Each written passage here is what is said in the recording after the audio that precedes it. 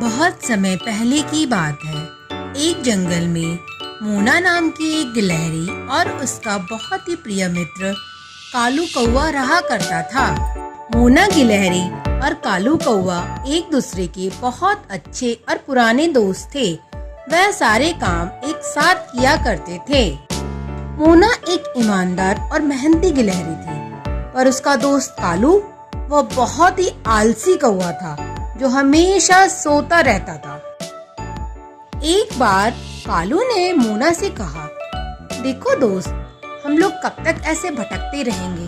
क्यों ना हम लोग खुद अपने खेत में खेती करें और अनाज उगाएं, जिससे हमारे पास खाने के लिए अनाज होगा और हमें इधर उधर भटकना नहीं पड़ेगा।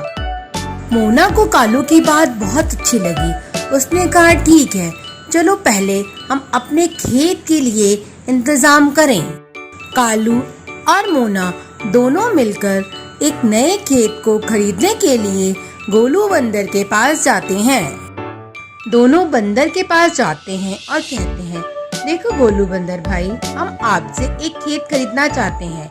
आप बताइए कि पूरब दिशा के खेत की कीमत क्या होगी? तब गोलू बंदर उनसे कहता है, देखो, उस खेत की कीमत ज्यादा नहीं है, सिर्फ 10 रोटी के टुकड़े और कुछ अनाज के दाने तुमको मुझे देने होंगे। कालू और मोना को ये बात अच्छी लगती है।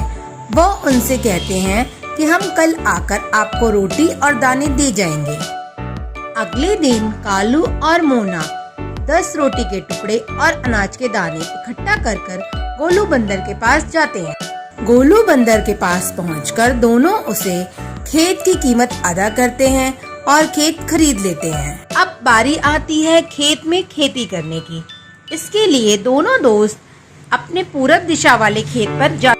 कालू कहता है, मोना, क्यों ना हम गेहूं की खेती करें, क्योंकि यह मौसम भी गेहूं की खेती का ही है और गेहूं का अनाज पूरे साल भर बैठकर हम लोग खा सकते हैं। मोना कालू की बात मान जाती है और वह कहती है, चलो ठीक है, हम गेहूं की खेती करेंगे। इसके लिए हम कल इस खेत में जुताई करने के लिए आएंगे। अगले दिन मोना कालू के पास पहुंचती है और उससे कहती है, दोस्त, चलो, आज हमारा खेत पे जुताई करने का पहला दिन है, चलो चलते हैं। दोनों दोस्त खेत पे पहुंचते हैं। खेत पे पहुंचने के बाद कालू जब देखता है तो कहता है, हे भगवान, इतना बड़ा खेत, मैं यहाँ जुताई कैसे करूँगा? मैं तो छोटा सा कौवा हूँ, मैं तो थक जाऊंगा, मुझे कुछ ना कुछ तो करना पड़ेगा। फिर कालू मोना से कहता है, मोना, देखो, मेरी तबीयत आज ठीक नहीं लग रही है, क्यों ना मैं कल लाऊं, जुताई का तुम काम अकेले ही कर लो।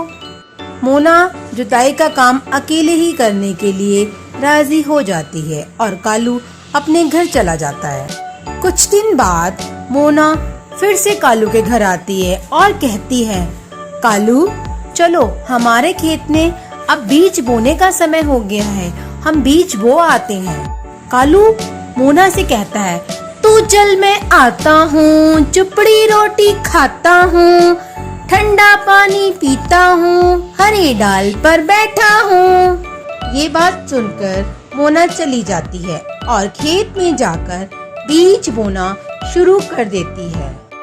मोना अकेले ही सारे खेत में बीज बोकर घर वापस आ जाती है।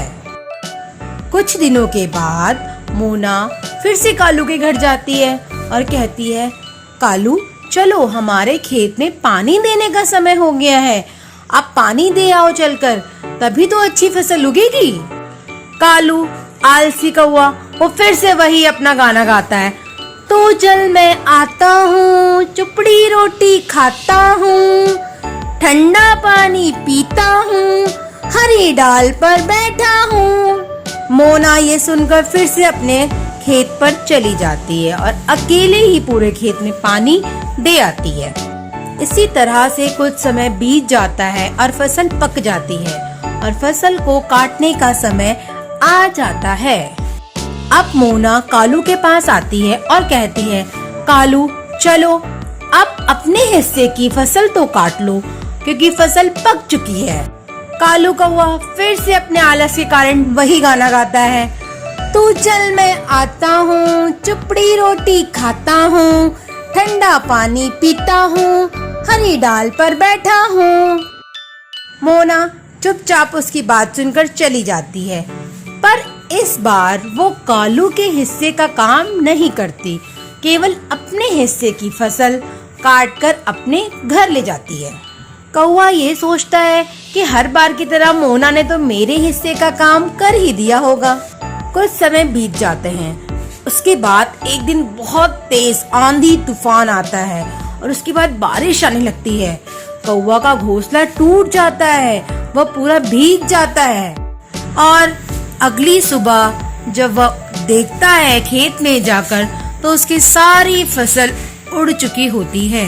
उसके पास एक भी दाना नहीं बचता और वो बहुत पछताता है कि मैंने समय पर आलस छोड़ दिया होता तो आज मेरे पास पूरे साल भर का भोजन होता।